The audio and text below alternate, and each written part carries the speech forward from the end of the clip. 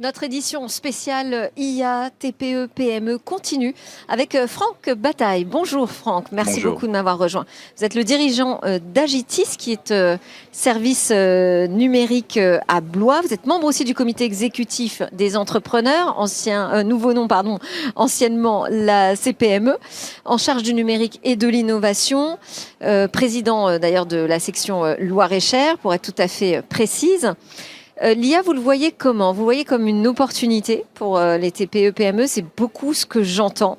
Mais comment est-ce que vous pouvez me le défendre, ça, cette idée-là? Et est-ce que vous avez le sentiment, ici, aujourd'hui, que les entrepreneurs l'aperçoivent comme ça, cette technologie? Ouais. L'IA, comme toutes les innovations d'ailleurs, quelle qu'elle soit, mais l'IA en est une qui est importante. Pour une TPE, PME, c'est pas forcément. On leur explique que c'est pas forcément. Quelque chose, c'est pas forcément une invention qui va révolutionner le business pour eux, mais par contre, ça va faciliter leur quotidien. Donc, on essaye de leur faire percevoir des petites choses, des petites avancées, puisqu'il faut toujours commencer par des petits pas sur un tas de sujets. Et là, on est dans cette politique des petits pas et on essaye de leur dire, OK, pour vous, c'est peut-être un petit peu flou, un petit peu compliqué.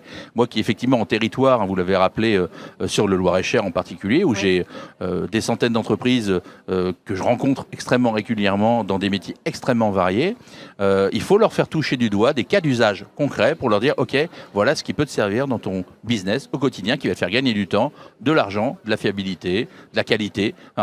Il faut du concret pour les entreprises. Il leur faut du concret. De la compétitivité?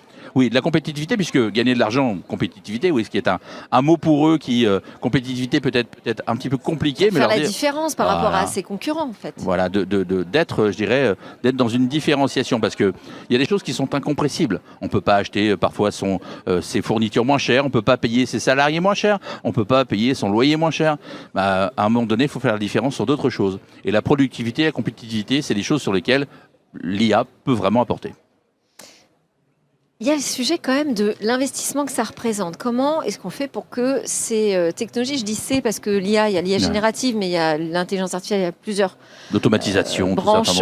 Voilà. Donc on ne va pas rentrer dans le détail, mais de manière générale, cette nouvelle transformation numérique, comment est-ce qu'on fait pour qu'elle soit accessible à des organisations de petite ou de taille moyenne? Pour qu'elle soit accessible, déjà, faut bien comprendre leurs besoins, puisque l'accessibilité passe aussi généralement par des choix. Et les choix, on va pas prendre un outil parce que c'est l'outil qu'utilise son voisin. Le voisin, il fait peut-être pas le même métier, il a peut-être pas les mêmes besoins, peut-être pas la même taille d'entreprise, pas les mêmes exigences, pas les mêmes moyens. Et à un moment donné, les choix se font en particulier par rapport à ce qu'on veut en faire. C'est quoi notre objectif? Et c'est là derrière où il y a vraiment besoin de décrypter les choses. Et parce que l'accessibilité des outils, elle est là aujourd'hui. L'IA générative en particulier, que tout le monde utilise pour le grand public. Pour le grand public et même pour les petites entreprises. Je connais très très peu de chefs d'entreprise qui se sont pas amusés avec un chat GPT ou un truc comme ça. Ça fait partie des choses sur lesquelles ils ont envie d'aller. Mais faut aller au-delà du gadget. Faut pas que ça soit un gadget, parce que souvent, on l'utilise un peu comme un gadget, comme le truc qui nous fait marrer, le truc qui nous fait des textes sympas.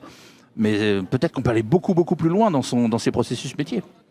Et comment pouvez-vous accompagner justement ces organisations dans cette transformation? Comment vous voyez votre rôle? Notre rôle, nous, nous, en tant que syndicat patronal, notre rôle de syndicat patronal, dans nos différentes missions, on a des missions d'information et de découverte et de sensibilisation. On le fait sur un tas de sujets. Moi, je suis très actif sur la facture électronique, sur la cyber ou autre, mais il y a des sujets, effectivement, sur l'IA qui arrivent sur le devant de la scène, où derrière, même si c'est mouvant, ça va très très vite, les choses bougent extrêmement rapidement. À nous d'identifier des cas d'usage qui peuvent être intéressants pour eux, parce qu'on les connaît bien, nos adhérents, on connaît bien nos fédérations, on connaît bien leur métier. On est une interpro, donc on a un panel de choses. Et quels vont être les dénominateurs communs qu'on va avoir sur ces entreprises? Par exemple, tout le monde fait du RH, tout le monde fait du pilotage, tout le monde fait de la comptabilité, tout le monde fait de la finance. Voilà. Il y a des spécificités métiers qui peuvent exister, qui vont être très souvent traités par nos fédérations adhérentes. Et nous, en Interpro, on essaie de chercher des choses qui touchent tous les entrepreneurs. D'accord, donc sur des fonctions très transverses, finalement, on peut déjà avancer. Il y a aussi la question des aides de l'État, il y en a? Oui, il y en a, oui. Oui, pourquoi vous dites oui, il y en a? Il y en a parce qu'on parlait d'accessibilité tout à l'heure. On parlait d'accessibilité. Ouais. Et c'est parfois compliqué d'accéder à ces choses-là. Et moi, c'est aussi un témoignage de territoire que je vous fournis, hein, Oui. où derrière, quand on veut investir dans des sujets liés à l'IA ou de l'innovation en règle générale, on va avoir en face de nous des dossiers à remplir, des gens à convaincre, Oui. et tout ça va durer un certain temps. Et c'est un peu comme d'aller au restaurant et puis de commander quelque chose et que ça arrive 3 heures plus tard, on n'a plus faim. Donc, on a fait autre chose. On va dire quoi. Et là, le temps du business et le temps de l'envie des entrepreneurs et le temps de mise en œuvre, il faut qu'il soit rapide. Et très difficile de pouvoir concilier les deux choses, puisque dans le cas des aides qui existent, il y en a très souvent pour lesquelles on ne doit pas signer le moindre devis tant qu'on n'a pas eu l'instruction du dossier. Et en attendant, qu'est-ce qu'on fait? On trépigne, on tape du pied, tout ça. Donc, les dispositifs existent, certes. Sont-ils adaptés aux plus petites entreprises? Je ne suis pas sûr. Et sont-ils accessibles et faciles à mettre en œuvre? Pas forcément, puisqu'on n'a pas chez nous, en tout cas dans nos petites boîtes. Hein. Moi, j'ai une boîte de 10 salariés. C'est moi qui fais tout. Je suis DRH, je suis DSI, je suis DAF, je suis tout ce que vous voulez. Directeur juridique. J'ai tous les titres. Communicant. Je fais un petit peu de tout.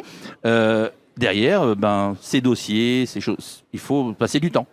Et quand on est nous-mêmes chef d'entreprise en production auprès de nos clients et tout ça, le temps, on en a moins, quoi. Donc, c'est une charge qui, pour nous, est peut-être pas forcément très simple à prendre en compte. Merci de porter la parole ici sur le plateau de Smartech. Merci beaucoup, Franck Bataille. On continue, restez connectés, on continue avec d'autres invités.